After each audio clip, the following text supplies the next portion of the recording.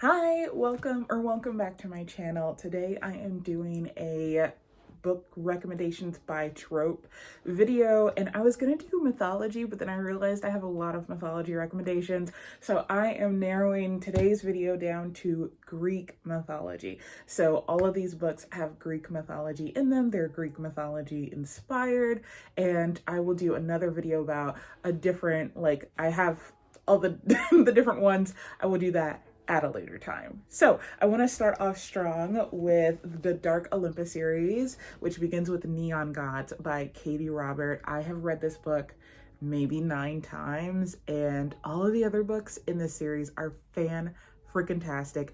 Audiobooks, highly recommended. I almost said required.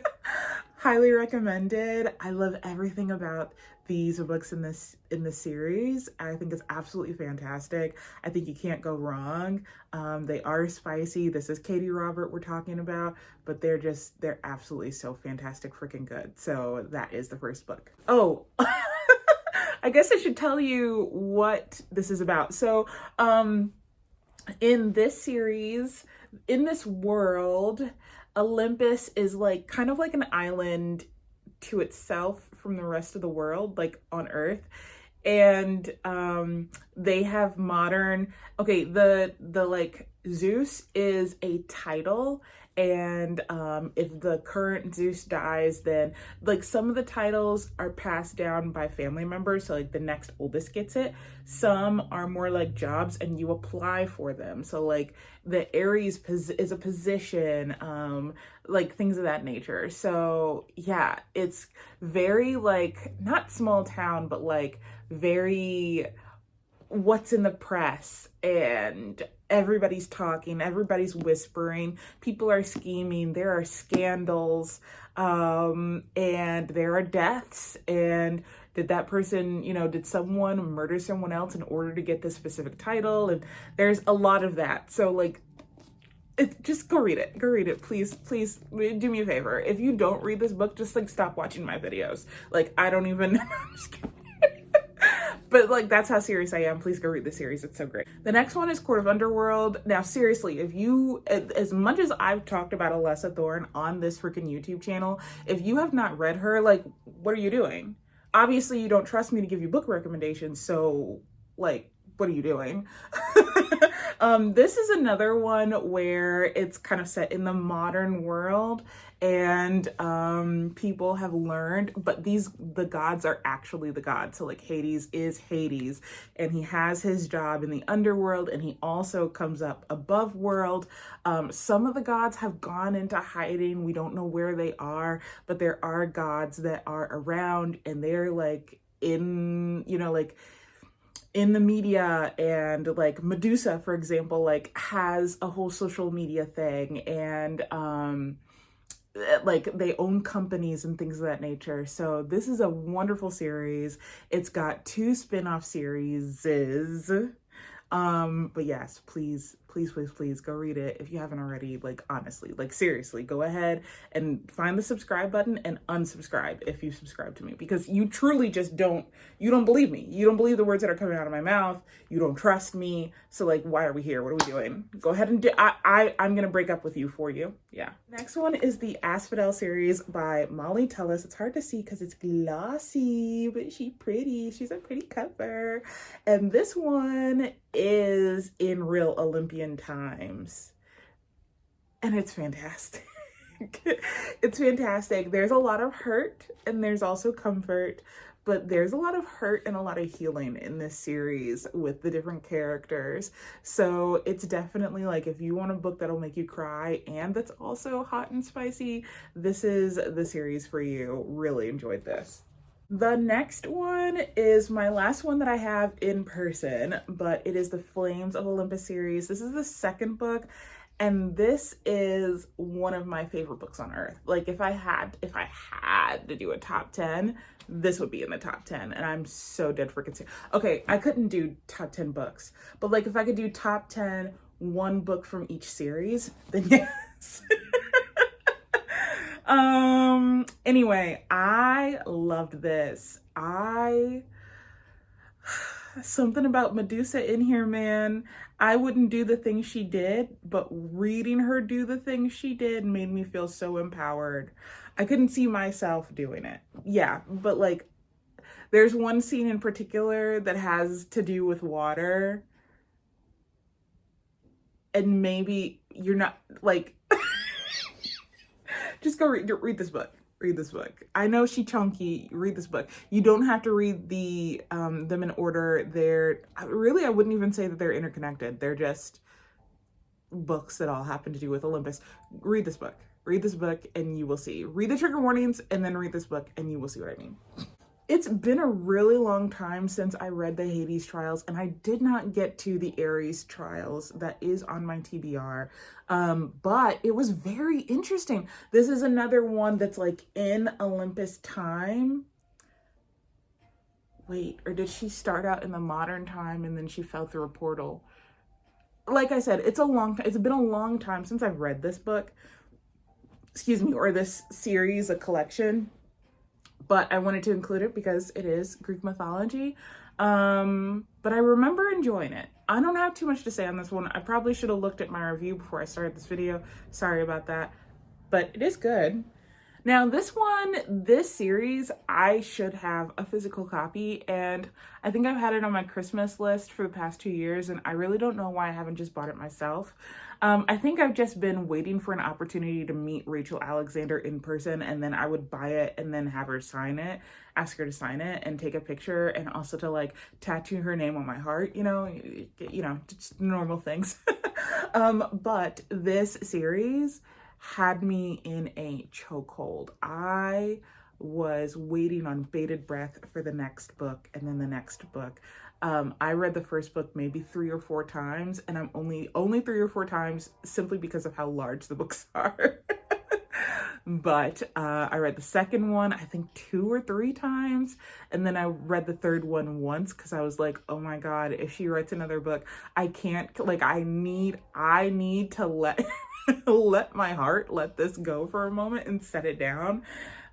Because I was just so engrossed, invested, it took over my brain. I didn't have any brain space left.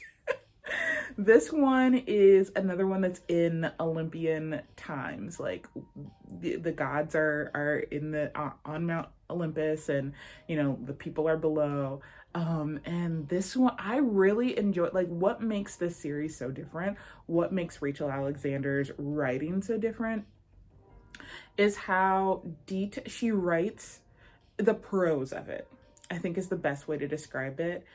Her writing style is very flowery, but not in an unnecessary way. I'm not like reading a paragraph and then like, what was that paragraph there for? Like, everything is intentional.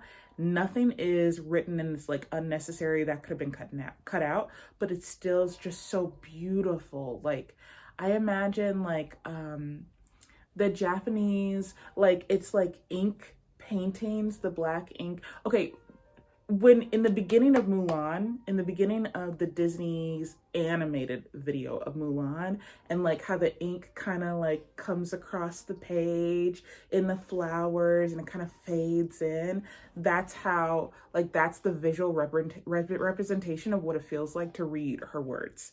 I hope that helps. I hope that made sense, but that's all I have for you. Wings of Fury is another one that I read a really long time ago. I really was excited about this one because it wasn't like the main suspects. It was a random girl who's living in Olympian times, and like what her fate is and what she needs to do. And I think like that was leading to the time where I was like, I really don't want to do any more fantasy, just because like you never know what could happen. A fantasy could have you crying tears for weeks. Like, you just never know what's gonna happen in a fantasy. Even if it happy ending, people are gonna die along the way. And I think I was like, my heart can't take it, and that's why I didn't finish it. But I did read Wings of Fire, and it was good. I know that it has an audiobook. I didn't listen to the audiobook, but I think a friend of mine did, and they said they enjoyed it, so I wanted to include it in the video. Lastly, we have, no, not lastly, but the next thing is Touch of Darkness and like that whole series by St. Clair. Scarlett St. Clair, getting a little ahead of myself here. When I first started reading, I think Touch of Darkness was my third book when I first started reading, or maybe my fourth one. And I was so excited about it, and I was so excited to have Game of Fate because I'm a person that loves dual POV, and a few people have complained saying that like it's the exact same thing. It's not. It's not. The same way with Touch of Darkness, you're reading in Persephone's point of view and you're seeing like what her world is like outside of her and Hades' relationship. In Hades' books, you're seeing what he's doing when, you know, like when he shushes Persephone away and like he's working in his office and things like that. You're seeing what's going on, why is it happening, the backstory, like the you know, who he's aligned with, who he's not aligned with, who's egging him on, and you know, like that kind of thing. So to me it is hush work. To me it is not the same thing at all whatsoever. You do see little pieces where they connect, and you do see crossover, and it's great to see those moments from his point of view, but it's his story. So I think I had read them and I stayed up to date until the last two, because that cliffhanger killed me. And I was like, I can't read anything else until the final book is out, and then I'll read all of them at one time. And I said that, and then so many other fantastic books came out, and I haven't finished the series. I want to finish it so bad. That's a goal. I think my goal for 2026 is just gonna be to finish all of my unread series and like not read anything new, just finish all the series that are open that I actually want to read.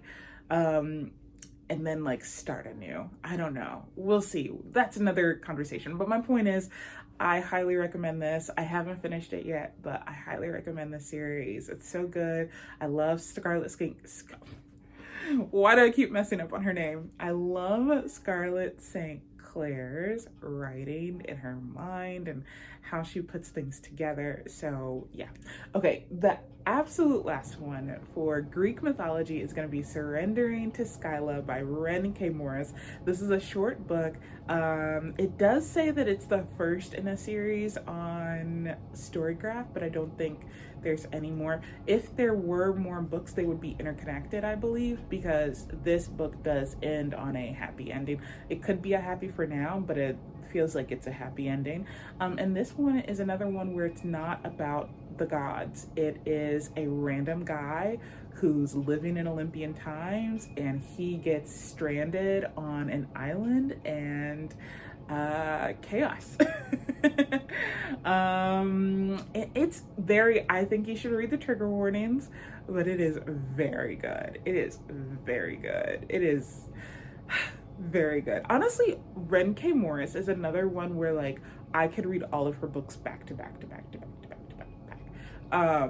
She has a Christmas series that's so fun. That's not what we're supposed to be talking about right now, but just I really enjoyed this book. I think you would enjoy it too. Again, please read the trigger warnings first, but it's a very good book. And with that, that is the end of my Greek mythology book recommendations by Trope video. Let me know what other tropes you want book recommendations for. I do have some upcoming that I've already planned, and I'd be happy to do some more. So I hope you have a great day. Thanks for watching. Bye.